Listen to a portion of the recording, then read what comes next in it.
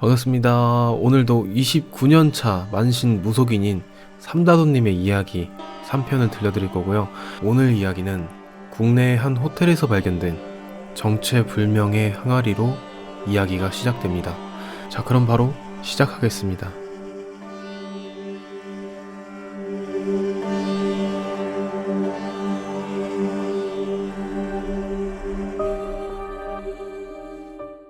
오늘은 내가 일하면서 직접 겪은 이야기를 한번 써보려고 해.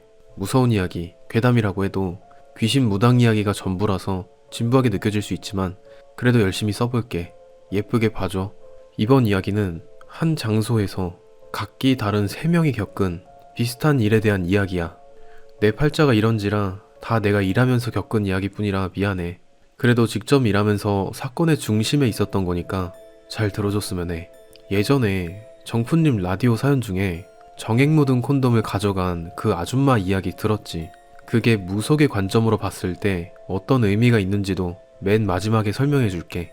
이 이야기는 내가 27에서 28살 사이에 왔던 어떤 손님들이 겪은 완전 소름 끼치는 이야기야. 군대를 늦게 다녀온 나는 전역하자마자 본업이었던 무속인으로 다시 일을 시작했어. 그날은 하늘에 구멍이라도 난 것처럼 비가 정말 많이도 오는 날이었지. 그날은 지극히도 평온했던 날이라 아무 일 없을 거라고 생각했던 내가 바보처럼 느껴질 정도였어. 그날 손님이 오셨는데 남자 손님이고 21살, 22살 정도로 기억해. 비가 그렇게 많이 내리는데 우산 하나도 안 쓰고 홀딱 젖은 채 웃으면서 들어오는 거야. 순간 정신 나간 사람이 왔나 싶어서 일단 형한테 수건을 좀 드리라고 했어. 신을 모시는 신당에 젖은 채로 들어오면 상담이 안 되거든. 옷을 갈아입고 다시 오라고 말하기엔 좀 뭐해서 방석 위에 수건을 깔아드리고 늘 하던 대로 즐겁게 상담을 시작했지. 전편에도 우리 집안 이야기를 했지만 정확히 5살에 나에게 신이 오셨고 6살에 받았거든. 자랑은 아니지만 할머니께 좋은 걸 많이 물려받아서 감사할 따름이야. 무형문화재 타이틀은 이제 내가 가지고 있어. 이 이야기를 왜 하냐면 일반적인 어중간한 귀신은 내 앞에서 설치지 못한다는 걸 말하고 싶어서야. 아무튼 각설하고 그분을 봤는데 등 뒤에 물에 흠뻑 젖은 여성이 아기처럼 방긋방긋 웃고 있더라고. 건방지게 쳐웃는다고 조인트를 시원하게 까주고 웃으면서 조상을 뽑아봤지. 집안에 돌아가신 분부터 해서 전부 흉내내고 좋아하셨던 음식 마치니까 손님이 벙쪄서 아무 말도 못하더라. 웃긴 게 그렇게 신나게 상담해놓고 이상한 게 뭐였는 줄 알아? 그렇게 조상님을 뽑아서 봤는데 그 뒤에 있던 여자 귀신은 조상이랑 아무런 관련도 없는 그냥 악귀였던 거야. 이런저런 이야기를 하다가 어느 정도 됐다 싶어서 너 어디 가서 뻘짓했지? 하고 물어보니까 그 남자가 드디어 입을 열더라고. 시작은 19살, 고3 때였대. 경북이랑 충청도 쪽으로 수학여행을 갔다 하더라고. 전에 우리 형도 그 나이 때에 뻘짓하고 그랬잖아. 그 나이에 뭘 알겠어. 그냥 주위에 보이는 게 다 내 거고 좋은 거고 그런 거지 뭐. 수학여행 숙소가 유스호텔 같은 곳이었대. 모닥불 피우고 장난도 치고 조교들이랑 친해지고 되게 재밌었나 봐.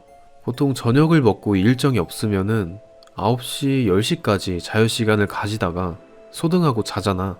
그래서 그분이 식사 끝나고 조교한테 허락 받아가지고 한 20-30분 정도의 산책 시간을 얻었대. 그렇게 친구 2-3명이랑 여자애들이랑 산책을 가게 된 거야. 개울가도 있고 산도 있고 애들이 장난치기 좋았다고 하더라. 그러다 남자애 하나가 선생님한테 허락받았다면서 캠프파이어 할 때 썼던 폭죽을 꺼냈대. 당연히 허락은 안 받은 거였겠지. 그걸 터트리고 깔깔대며 노는데 정면에 있는 나무 아래에서 흰색, 은색 같은 빛이 반짝이더래. 그래서 이분이 가서 보니까 고려청자같이 생긴 항아리가 있었다는 거야. 그때 가만히 있었어야 했는데 거기에 쭈뼛쭈뼛 다가가는 순간 폭죽 가져온 그 친구가 공놀이 하듯이 그 항아리를 차면서 놀기 시작했대. 그러다가 항아리가 탁 깨졌는데 얼굴에 파편이 튀어서 상처도 났다더라.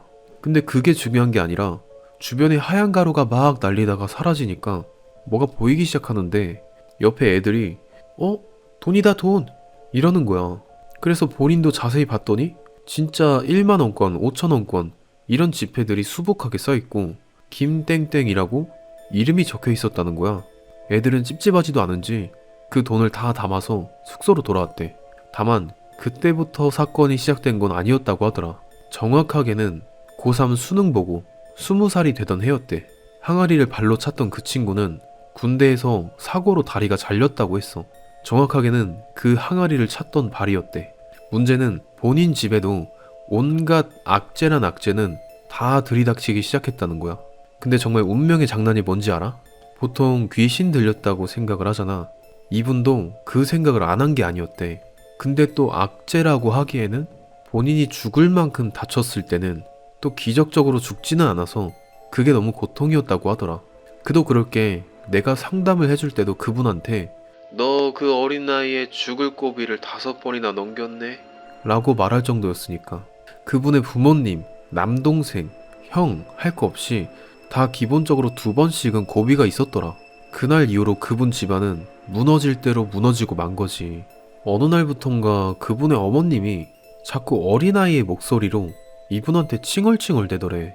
평소처럼 저녁밥을 같이 먹던 중이었는데 어머니가 갑자기 숟가락을 탁 내려놓더니 특유의 혀 짧은 목소리로 나 왜 버렸다? 나 왜 버렸다?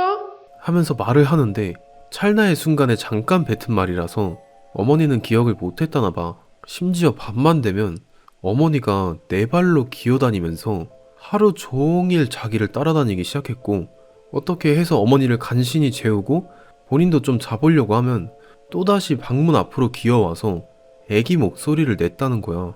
하지만 이건 시작에 불과했어. 어느 날 갑자기 아버님이 밥상에 앉아서 저녁을 잘 안 드시더니 갑자기 인사를 하시더래.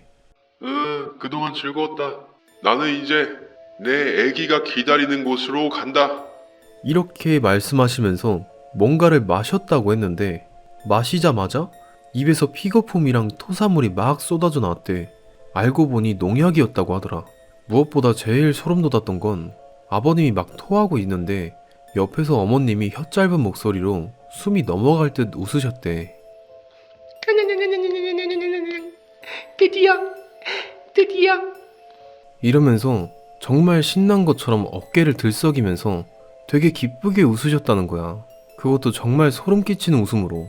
어머님도 이상해지고 그분도 정신병원 치료를 받고 아버님의 자살 시도까지 벌어지니까 대한민국의 용하다는 점집, 절, 심지어 일본 무녀, 신사 당주까지 죄다 알아봤대.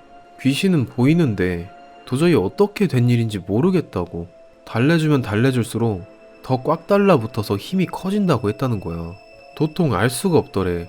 그래서 나도 솔직히 자신이 없었어.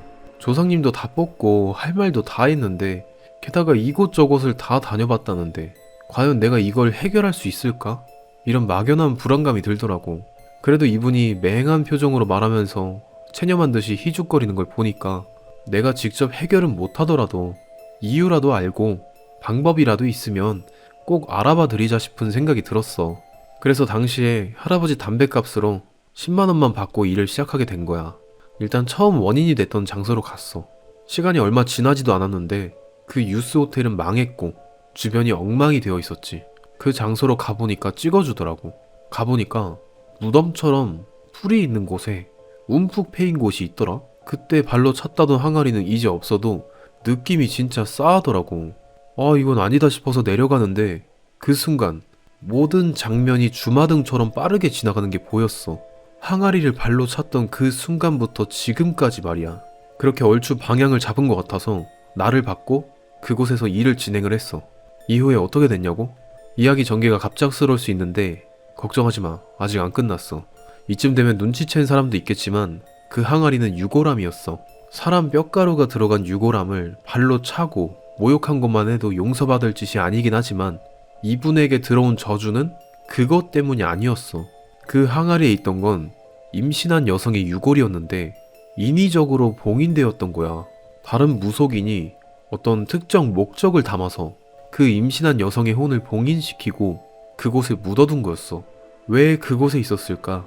이 부분은 뒤에서 한 번 더 말할 거라서 생략할 건데 아직까지 추측이지만 경쟁사 지주의 양밥이었던 것 같아. 이거는 중국, 베트남, 일본 저주의 일종이고 유골함 자체는 죽은 사람의 넋을 기리는 거라고 하잖아. 왜 우리 한국에서도 유골을 화장한 다음에 납골당에 모셔서 추모하잖아. 그게 넋을 기리는 방식인 거고 망자가 누가 되었든지 그 봉인을 푸는 순간부터 엄청난 악귀로 변하게 되거든. 말 그대로 걸귀가 되는 건데 혼을 먹는 게 아니고 사람을 지 맘대로 부리고 사람을 반병신으로 피폐하게 만들어.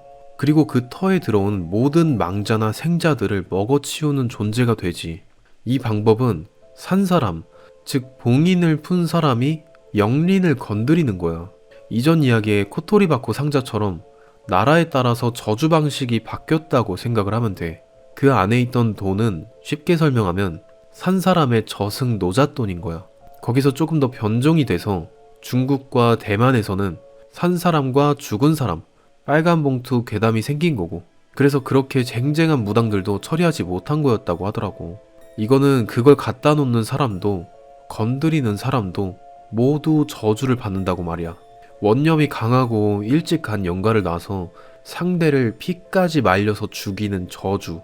도대체 무슨 생각으로 이런 짓을 한 건지 도통 이해가 안 됐지만, 아무튼 그걸 보고 있자니 나조차 멍해져서 아무 생각이 안 들더라. 그로 인해서 그 산과 그 터의 전기도 다 죽는다고 해.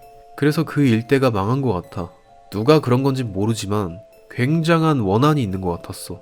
무슨 이유에서건 저주나 살인이 정당화될 수 없다고 생각을 하기 때문에 정말 난감한 상황이었어. 아니나 다를까 그 근처 일대가 완전히 재난이 휩쓸고 간 것처럼 망해 있었거든. 내가 처음에 예상했던 건 이거야. 모 경쟁업체가 그 일대의 땅을 다 사들였고 그 근처에 숙박과 온천 관련된 일을 시작한 거지. 그리고 그 시기가 이분의 사건의 발단이 됐던 그 수학여행을 갔었던 시기랑 맞물린 거고, 무조건 그들이 했다 그런 건 아닌데 아무리 봐도 땅값을 건들려고 하는 그런 캥기는 느낌을 지울 수가 없었어. 이런 의심을 하게 된 계기가 있어. 뒷이야기에 두 편이 더 있어서 거기에서 설명을 할게. 아무튼 이 원원은 그 어떤 구슬로도 달랠 수 없기 때문에 내 사비를 들여서라도 다른 방편을 마련을 했어. 이분의 집 조상은 다 보내고 처리를 하고 축원을 해줬고, 항아리 2개를 사서 하나는 그 여자의 상체의 혼신, 하나는 하체의 혼신을 담아서 맞은편 산에 묻어들였어. 그리고 3년간 1년이 지날 때마다 그 산을 위해서 진혼제를 지내줬어. 그 유골함의 당사자였던 임신한 처녀귀신을 위해서 말이야. 그리고 본체였던 악한 혼신은 인형에다가 봉인을 시켜서 절에 맡겼고 단지는 다 회수해서 끝냈어. 그리고 추가로 하나 더 이야기하자면, 지금까지 일하면서 이런 일은 딱 2번뿐이었는데 우연찮게 이 사건이 또다시 밝혀지게 되는 일이 생겼어. 이분의 일이 끝나고 나서 2, 3개월 정도 뒤에 어떤 어르신께서 상담을 받으러 오셨거든. 이게 참 우연인 건지 이분은 건축업에 종사하시는 분이었어. 철거도 같이 하시는 분이었는데 어떤 폐건물을 철거하기로 했던 거야. 아무튼 폐가를 부수려면 사람을 불러야 할 거 아냐? 그래서 기사들을 불렀지. 그런데 포크레인 기사들이 여기 상구 나왔어요, 일 못해요 이러면서 다 기계를 정리하더래. 그래서 이분이 직접 가보니 3개의 흰 항아리가 있었다는 거야. 그런데 포크레인 기사가 실수로 그 중에 하나를 부셔버린 거지. 솔직히 땅에 묻혔는데 그걸 다 어떻게 알았겠어. 그래서 이분이 건물주한테 연락을 한 거야. 여기에 상구 있는 거 왜 얘기 안 하셨냐고 말이야. 그렇게 얘기를 하니까 주인이 무슨 소리냐고, 거기에 상구 같은 건 없을 거라고 했대. 그러면서 불같이 화를 내셨다고 했어. 그러면서 일이나 빨리 끝내달라고 막 따지고 그러길래 이분도 어쩔 수 없으니까 기사님한테 사정사정해서 잘 마무리했다고 하더라고. 이후에 퇴근해서 집을 가는데 여기저기에서 전화가 와서 받았대. 들어보니까 아까 그 포크레인 기사님이 퇴근길에 고속도로에서 사고가 나서 즉사하셨다는 거야. 그리고 이분의 아드님도 크게 다쳐서 당장 병원으로 오라는 연락을 받은 거지. 운전을 하고 있는데 꿈인가 싶어서 하나도 운전에 집중이 안 되더래. 다행히 아드님은 잘 퇴원을 했는데 이상하게 병원에서 본 아들이 제정신이 아니었다는 거야. 막 중얼중얼 혼잣말을 하는데 이분이 잘 들어보니까 다 죽을 거야. 그냥 넘어갈 것 같아. 절대 용서 안 해. 이런 식으로 아들의 목소리가 아닌 다른 남자의 목소리로 계속 이야기를 했다는 거지. 이후에 아드님은 자기가 무슨 말을 했는지 기억은 못하고 회복은 잘 했다고 했어. 사고로 돌아가신 포크레인 기사님의 장례도 잘 치르고 그렇게 잘 마무리한 것 같았지만, 그랬다면 내가 이 이야기를 쓰지도 않았겠지. 이후에 그 건설업을 하시는 나한테 상담받으러 온 분 있잖아. 그분의 꿈에 그 죽은 포크레인 기사님이 자꾸 나오시더래.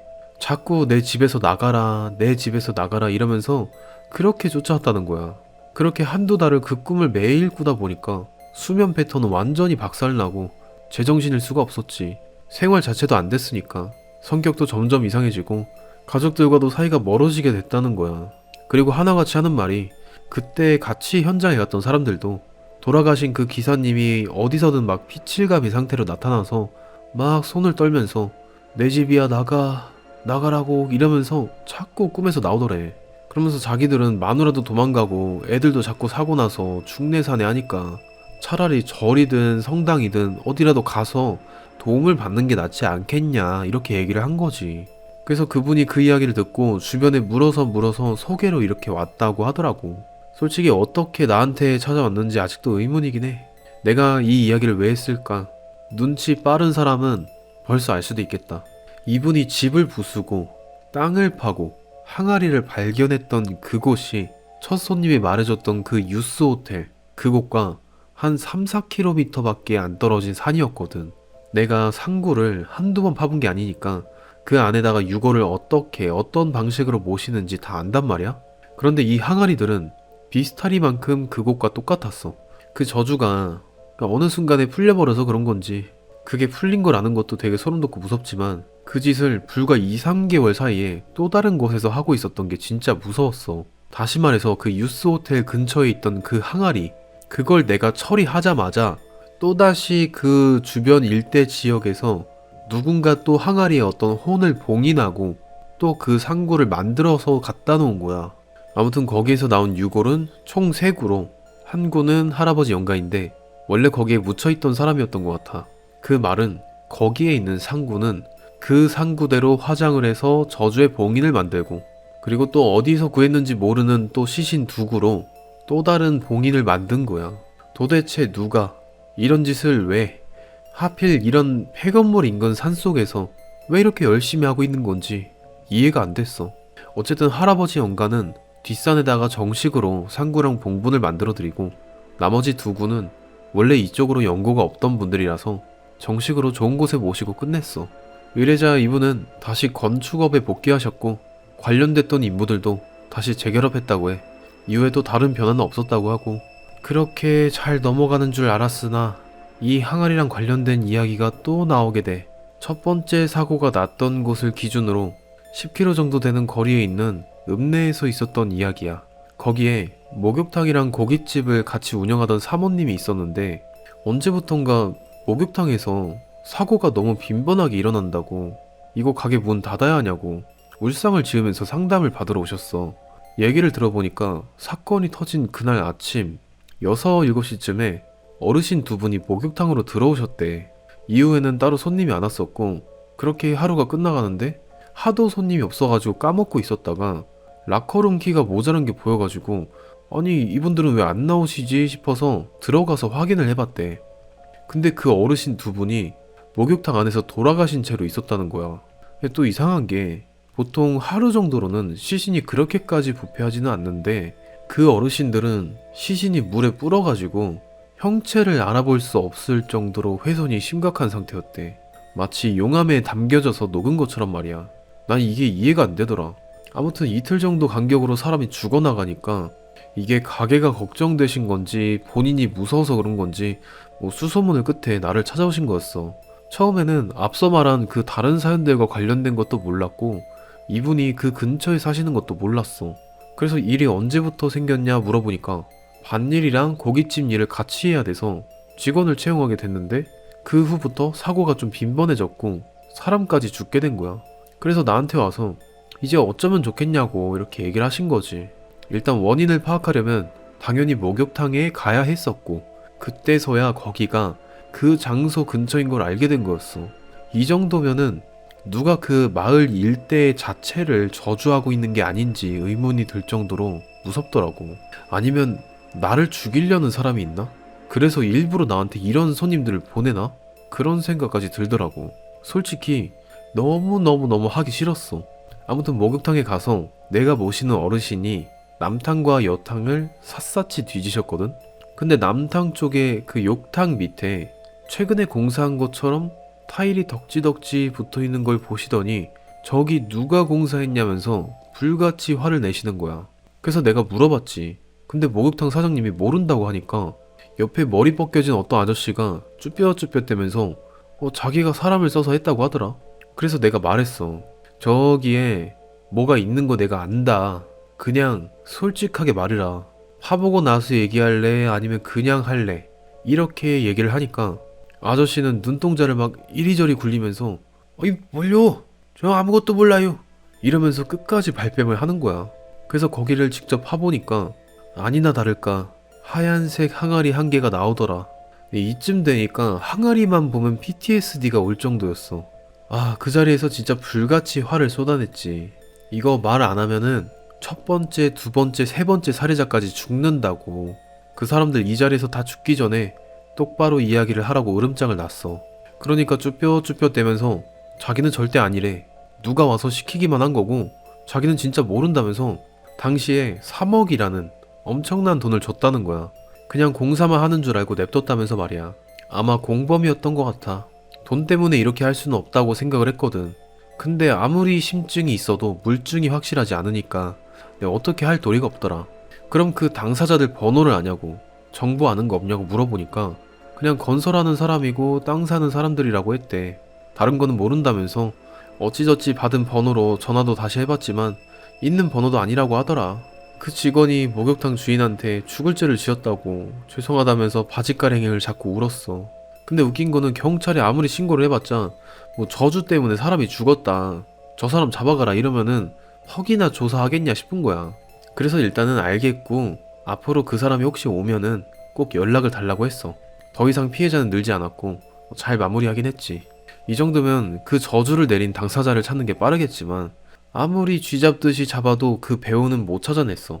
한 명은 찾았는데 그 사람은 지금 산 사람이 아니야. 그 사람이 이곳에 땅을 매입하던 사람이었는데 저주를 3번이나 되돌려 맞은 건지 아니면 그 이상의 죗값을 치렀던 건진 모르겠지만 내가 찾았을 땐 이미 이 세상 사람이 아니었어. 그리고 내가 의심했던 목욕탕 직원도 사건 해결한 후에 암투병 하다가 세상을 떠났어. 아마도 저주의 공범이었을 가능성이 아주 크다고 생각을 해. 진짜 배우는 어딘가에 살아있거나 뭐 또 다른 일을 벌리고 있겠지. 내 생각엔 그 사람들이 목욕탕을 마지막 장소로 정한 이유는 원래 마을에 성황나무든 뭐 용실골이든 되게 중요한 자리가 있단 말이야. 그리고 보통은 그게 마을의 중심부에 있고 딱 그 자리에 목욕탕이 있던 거였어. 그게 마을에 전기를 주는 곳이기도 하고. 아무튼 그곳을 시들게 하면 마을 사람들이 다 떠나게 되거나 안 좋게 돼버리거든. 그러면 마을을 쉽게 매입할 수 있잖아. 그런 목적으로 했던 것 같아. 보통 이런 거는 과거에 일본인들이 우리나라에 그 전기를 죽이려고 말뚝 박는 의미로 자주 썼던 방식인데 우리나라에도 이런 일이 현재 진행형으로 발생했다는 상황이 너무 어이가 없고 무서웠어. 동네 인근의 모든 것을 싼 값에 매입하고 싶어서 일부러 망하게 하려는 건지 아니면 나라 땅의 전역을 망하게 하고 전기를 시들게 하려는 속셈으로 말뚝을 받고 싶은 건지 뭐 그런 거를 위한 밑작업인 건지 나도 생각이 꼬리를 물고 어렵더라. 아무튼 내 직감이지만 확실한 거는 일단 그 마을 사람들을 다 떠나게 하려는 속셈인 것 같더라. 그 후에는 아무 일 없게 깨끗하게 처리를 했고 인형도 태워버려서 문제가 될 부분은 다 처리했어. 이후로 별 문제가 없었냐고? 나야 별 문제 없었지. 병원을 한두 달 입원한 거 빼고는 아무 일도 없었어. 내가 그 저주를 없애려고 들쑤시고 다닌 탓인지 그 수학여행 갔던 그 친구는 아무 일 없이 잘 지내고 있더라. 그 친구는 해마다 연락을 해서 나한테 술 얻어먹으려고 뭐 무서운 이야기를 들려준다는데 내 인생 자체가 이미 공포인 사람이라서 뭐 그런 이야기를 들을 필요도 없다고 거절한 기억이 나네. 아직까지 정신 못 차리고 사는 것 같아.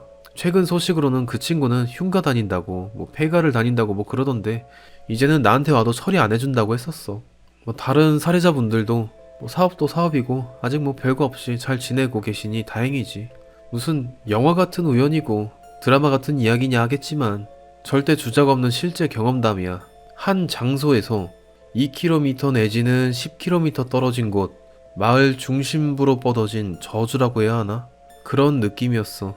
지금 생각해보면 귀신도 무섭기는 한데 뭐 인간이 그 유해를 파서 그 짓을 한다는 게 너무 소름 끼치지 않아? 인간의 이기심이란 어디까지인지. 아무튼 이렇게 유스 호텔로부터 비롯된 항아리 이야기는 이렇게 마치고, 내가 오늘 이야기 맨 처음에 언급했던 이야기 있잖아. 예전에 시청자 사연에 나왔던 이야기 중에 쓰레기장을 뒤지던 그 소름 돋는 아줌마 편 있지.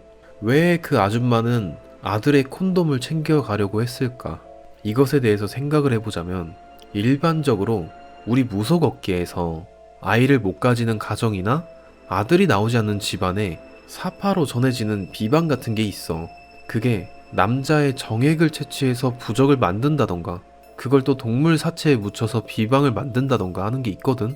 이거는 그 콘돔 당사자한테 저주를 거는 게 아니라 그거를 채취해서 자기 집에 좋은 기운이 깃들게 하는 의미로 일종의 의식이자 주술이야. 하지만 원리와 과정은 저주의식과 일맥상통하는 부분이 있다고 봐. 나에게 실제로 그걸 물어보러 오는 손님들이 몇몇 계셨어서 오히려 그분들한테 전해들은 것도 있고, 결론적으로 내가 모시는 어르신들께 듣기로는 그런 거는 효능이 있을 수가 없대. 그냥 말 그대로 자기만족인 거야. 개인적인 생각으로는 그 집안에 아기를 못 가지거나 아들이 안 태어나거나 해서 사자 무당의 말을 믿고 그런 주술을 시행하려고 했던 것 같아. 오랜 옛날에 상징적인 의미로 동물의 남근이나 여우꼬리를 들고 다니는 것처럼 그냥 그렇게 의미를 두고 하는 거야. 만약 그런 의미로 가져간 게 아니라면 훨씬 더 더럽고 소름 끼치는 이야기가 되겠지. 아무튼 설명은 해주고 싶어서. 그럼 3편은 여기서 마무리 짓도록 하겠습니다. 항상 좋은 목소리 라디오 만들어주셔서 감사합니다. 자, 여기까지 삼다도님의 이야기 3편, 유스호텔 주변에서 발견된 항아리, 그리고 저주받은 동네에 관한 이야기 오늘 끝이 났고요. 한 가지 희소식은 삼다도님의 이야기가 3편에서 끝나는 게 아니라 계속해서 들려주고 싶은 이야기가 떠오른다고 이제 4편, 5편, 6편까지 또 색다른 이야기로 또 여러가지 이야기들을 지금 써내려가고 있대요. 그래서 앞으로 또 계속해서 이야기가 생각이 날 때마다 저한테 계속 보내주셨으면 좋겠는 그런 바람에 삼다도님의 이름으로 재생 목록을 또 만들어 드렸고요.